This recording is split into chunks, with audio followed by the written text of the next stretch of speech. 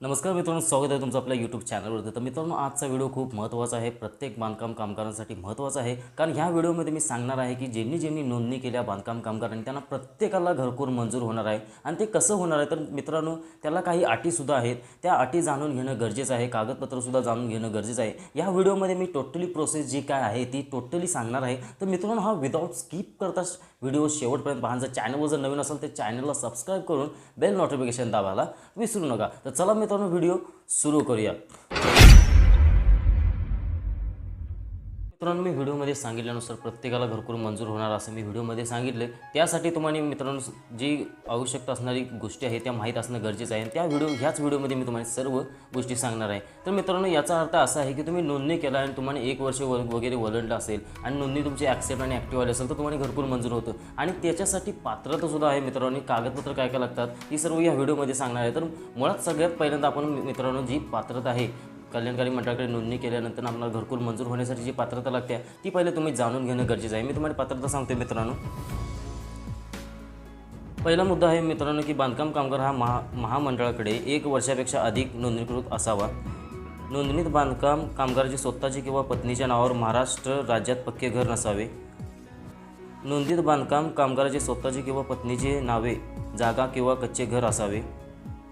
नोंदीत बांधकाम कामगारांनी इतर कोणत्याही घरकुल योजनेचा लाभ घेतला नसावा। म्हणजेच कोणतीही जी ग्रामीण विभागामध्ये जी मोहीम राबवली जाते, रमाई आवास वगैरे जे असेल ती त्या योजनेचा लाभ घेतला नसावा, तरच तुम्हाला ही जी कल्याणकारी मंडळाकडून जे घरकुल मंजूर होतं ते तुम्हाला घरकुल मंजूर होणार आहे मित्रांनो।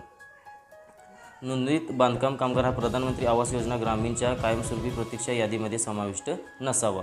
ही झाली मग मित्रांनो तुम्हाला जी पात्रता आहे, जी घरकुल साठी अर्ज करण्यासाठी जी पात्रता आहे ती पात्रता ही आहे मित्रांनो की तुम्ही जर तुमचं ॲक्टिव्ह आणि स्टेटस वगैरे ॲक्टिव्ह आलं असेल, नोंदणी तुमची 100% झाली असेल तर तुम्ही सर्व डॉक्युमेंट्स घेऊन वगैरे जाऊ शकता। आता मी तुम्हाला सांगणार आहे व्हिडिओमध्ये की तुम्हाला डॉक्युमेंट्स कोणकोणती घेऊन जावं लागणार आहे मित्रांनो।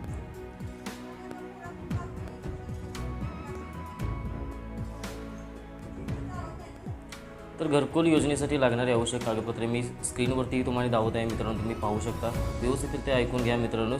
सेवा पुस्तकाची झेरॉक्स, म्हणजे सेवा पुस्तकाची झेरॉक्स म्हणजे ते कार्ड, स्मार्ट कार्ड वगैरे दिलं जातं, ती सेवा पुस्तक जर नसेल मित्रांनो तर मी तुम्हाला एका व्हिडिओमध्ये सांगितलं आहे की तुम्ही तुमच्या प्रोफाईल डिटेल्सचा सुद्धा फोटो तिथं अपलोड करू शकता, घेऊ शकता, त्याची प्रिंट काढू शकता आणि ती जोडून तुम्ही सर्व योजनेचा लाभ घेऊ शकता। पावतीची झेरॉक्स म्हणजे जी पावती असेल ती नोंदणीची, बँक पासबुक झेरॉक्स लागणार आहे, रेशन कार्ड झेरॉक्स लागणार आहे मित्रांनो, Aadhaar card xerox, light bill xerox, 7/12 उतारा, मालमत्ता नोंदणी प्रमाणपत्रच म्हणतात त्याला, कोणत्याही घरकुल योजनेचा लाभ न घेतलेला ग्रामसेवकाचा दाखला, जुन्या घराचे 2 फोटो, कामगाराचा 1 फोटो आणि शपथपत्र 1, हे सर्व डॉक्युमेंट्स घेऊन तुम्हाला जवळच्या WFC ऑफिसमध्ये जाऊन चौकशी करायची आणि तुम्हाला तिथे जे काय असेल ते तुम्हाला टोटली तिथे सांगितलं जाईल तुमची इलिजिबिलिटी आहे की नाही घरकुलसाठी। तर मित्रांनो, बरेच जण असे म्हणतील की आम्ही सर WFC ऑफिसला जाताना तिथे उडवाउडीची उत्तरं दिली जातात। तर हो, नक्कीच दिली जातात। मुळातच गावांतर्गत असतं जे लालबावट्याचं ऑफिस, ते बऱ्याच जणांच्या कमेंट आहेत, मी शोसुद्धा करेन डिस्प्लेवर की सर आम्ही गेलो तिथं पण उडवाउडीची उत्तरं दिली जातात, काही सांगता येत नाही। तर मित्रांनो, त्यांना सांगण्याचा हाच हेतू आहे की व्यवस्थितरित्या जे सर्व जे काम करतात, लालबावट्यासाठी झटतात, त्यांना खरंच लाल सलाम आहे माझा। आणि जे करत नाहीत त्यांच्यासाठी एक डेडिकेटेड व्हिडिओ मी आणणार आहे मित्रांनो। त्यांच्यासाठी जर तुम्ही कोणत्याही प्रश्नाचं निवारण करत नसाल तर तुमचा काही एक उपयोग नाही मित्रांनो, त्यांचा काही एक उपयोग नाही। कारण उडवाउडीची उत्तर ही का मिळतात मला काही कळत नाही, त्याच्यावरती मी एक डेडिकेटेड व्हिडिओ बनवणार आहे मित्रांनो। तर तुम्ही ह्या व्हिडिओमध्ये मी सांगितल्यानुसार सर्व घरकुलची जी कागदपत्र आहे ती जमा करून जवळच्या WFC ऑफिसमध्ये जाऊन चौकशी करावी। अधिक माहितीसाठी तिथंच जावं आणि चौकशी करावी मित्रांनो। व्हिडिओ जर आवडला असेल तर व्हिडिओला लाईक करा, मित्रांसोबत जास्तीत जास्त शेअर करा आणि चॅनलवर जर नवीन असेल तर चॅनलला सबस्क्राईब करून बेल नोटिफिकेशन दाबायला विसरू नका। भेटूया असं सगळं इंटरेस्टिंग व्हिडिओमध्ये। जय हिंद, जय महाराष्ट्र।